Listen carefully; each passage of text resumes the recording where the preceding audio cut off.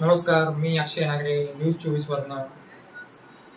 आत्ताच एक मोठी खळबळजनक बातमी समोर आलेली आहे. मुंबई-पुणे एक्सप्रेस हायवेवर खूप मोठा भीषण अपघात झालेला आहे.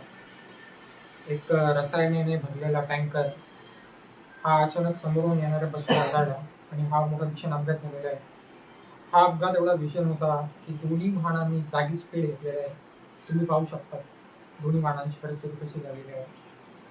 तर यामध्ये नेमका दोष कोणाचा याचा आता शोधाशोध चालू आहे.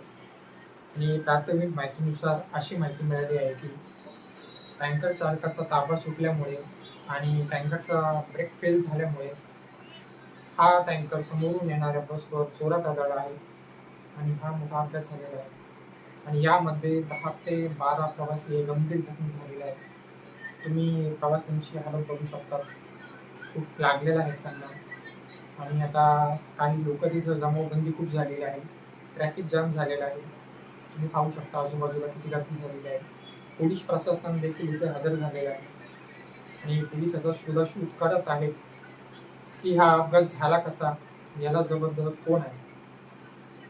तर टँकरचा ब्रेक फेल झाल्यामुळे हा मोठा अपघात झालेला आहे आणि ट्रॅफिक खूप जाम झालेली आहे. तुम्ही आजूबाजूलाही पाहू शकता परिस्थिती काय आहे तर.